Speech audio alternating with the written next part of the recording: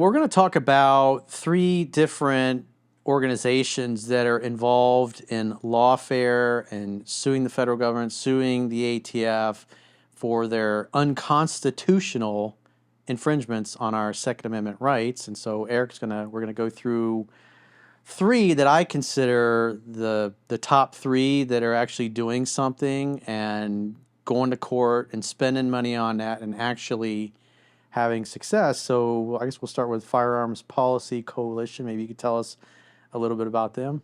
Love FPC. They do great work. And, before I get too far down the rabbit hole of this discussion, I think it's just kind of worth mentioning. I am the Georgia State Director for Gun Owners of America. So I don't want anybody to think that I'm being biased or anything. I'm just going to give my complete opinions on these things. And I think it's important as a gun rights organization at this sort of holistic bird's eye view to respect each other and understand that professionally we're all want the same thing and we all do really good work and we all support each other. And at the end of the day, we all support each other. I talk to many people within the FPC. They talk to us. We're in a lot of the same rooms together on Capitol Hill when it comes to, policy and lobbying and things like that. So at the end of the day, we all want the same thing. And we all try our best to be kind to each other and treat each other with respect and grow each other's memberships. And a person I consider a mentor of mine is Thomas Massie. Congressman Thomas Massie. I think very highly of Massie. He's a good dude. And Massey gave a great piece of advice when it came to gun rights organizations. I always like to regurgitate this piece of advice because it's solid point, right? Is that you should join all of the gun rights organizations. So like if you've got some spare money to throw towards the fight, join FPC, join GOA, join Second Amendment Foundation, join the NRA. I mean, look, as much as a lot of us want to paint some certain gun rights organizations as not doing enough or doing really terrible work, at the end of the day, we all have to view this as one giant family. And sure, are there things with gun rights organizations that we all wish that things could go a little smoother for us? Yes, we do. We wish that, perhaps what if we joined forces and got everyone in one big room, okay, sure, all sing kumbaya, so to speak. But I want to mention a little bit about some of the differences in how these gun rights organizations kind of attack the problem. Okay, now this I can sort of get into my camp here. Okay, Firearms Policy Coalition is a great group of people, and one of their things is like, hey, our lawsuit, our printer goes burr, right? Like, so anytime an infringement comes down, like they're gonna get that that printer burring and spitting out lawsuit after lawsuit. So their idea is like, hey, we're going to attack the crap out of this problem. We're going to, submit lawsuit after lawsuit after lawsuit, and we're just going to sue these people into oblivion. So it's very much an offensive, hey, we're on the offensive type of arrangement. And again, with GOA, we do the same thing. We're very much involved in the litigation. Yes, we're going to sue their socks off, and everything like that. So when we think about a relationship with a person, okay, and let's say that in this situation, our relationship is with a potential lawmaker. Let's just say someone, a congressman or a senator or someone who we're trying to kind of sway their opinion on a certain issue. We're trying to get them to vote a certain way.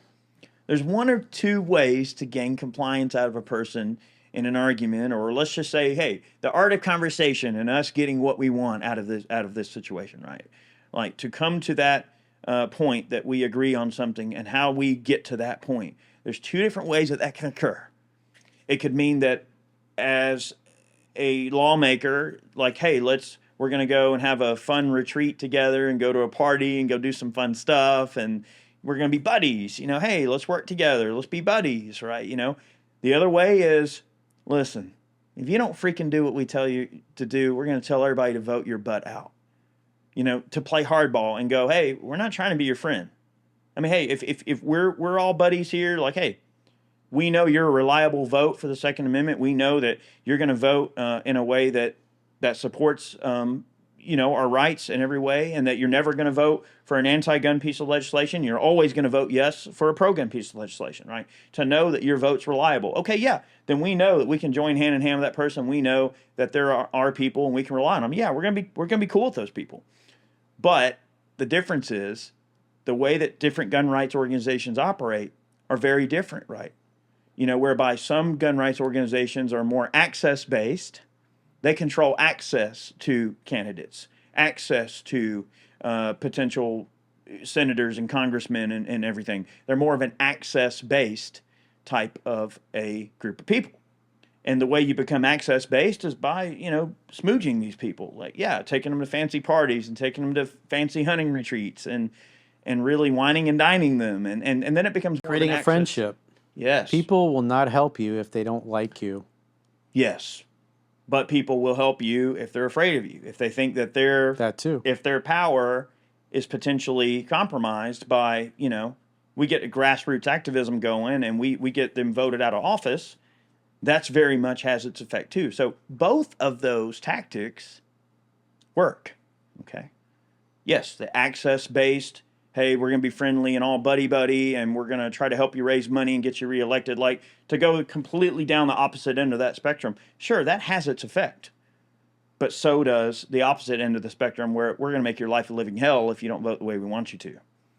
So to say that any one gun rights organization is better or worse than the other is simply to make the connection that the microcosm of how business is handled on the Hill, it takes all types. Some of it's friendly, some of it's not so friendly. But at the end of the day, as long as we get the votes, that's all we care about. And that's all I care about. As the Georgia State Director, yes, I want to grow, our membership in Georgia. I'd like to see more people in the state of Georgia join GOA. Of course I would. Is that more of a personal goal of mine because I'm the Georgia State Director and I want to make sure I'm doing right by GOA? Of course it is. I'm being very honest here. Of course. I'd be lying if I didn't say I wanted my state to have a good representation within the organization beyond other state directors. Of course. That's natural for us to want to compete, a little friendly competition. But it also, at the end of the day, provides more money into the coffers, which can then fuel these lawsuits and fuel the grassroots activism and get the word out. I use my platform on YouTube to help spread the word. Eric Pratt, have our Firing Back with Eric Pratt. We do that particular episode once a month. It's just a short segment where we kind of sit down and talk about stuff that's going on within the 2A community, primarily within the business of the day with GOA, but we also just discuss a lot of general things going on as well. And it also just helps put a name with the face because, you got Wayne LaPierre.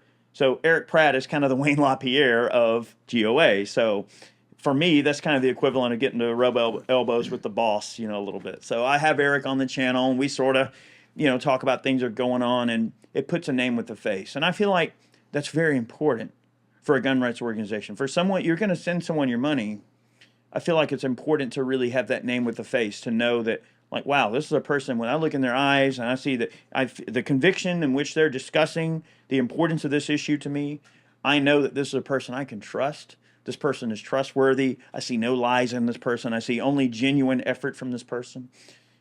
So that's how I view gun rights organizations. I try to support them all. I'm never going to kick anyone at the curb. I share posts from FPC all the time in my feed. Yeah, I like their posts. I have no I've problem been following him for. Well, he used to follow me. I guess I tweeted some things that must have pissed him off because they unfollowed me. Uh-oh. Listen, FPC, you got to follow Coach Wayne back immediately. Do it right now. Probably my posts on Ukraine. It was around the time I started posting about that. Their posts are rather racy and edgy, and I do like that. So, like, FPC, they're kind of the edgy ones. They're the ones that are like the FU, like, that sort of thing. Fuck now, when they say, hey, we're going to disarm, fuck you and your law. That's right. That's right. And Stack I up like or that fuck kind off. of unabashed way of doing things. Stack up or fuck off. That's right. And GOA, look, we are a zero compromise gun rights organization. Okay? Absolutely. 110% zero compromise. We want complete constitutional Second Amendment machine guns for everybody, the whole 9 yards. Completely.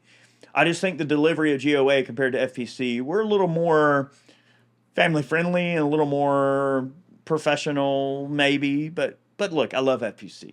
Look, y'all, I got no problem with y'all. Look, the messaging's great. And again, what did I say before? It takes all types. It takes all types.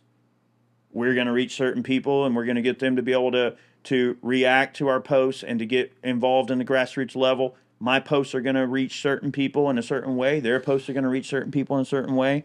Every gun rights organization has their little niche. And we all are putting our efforts into one giant pot at the end of the day that results in what will become the result we want to see. So I support everyone. And again, I always go back to what Thomas Massey said about that. Like, everyone, if you got some spare money and you can support your gun rights organizations, join them all.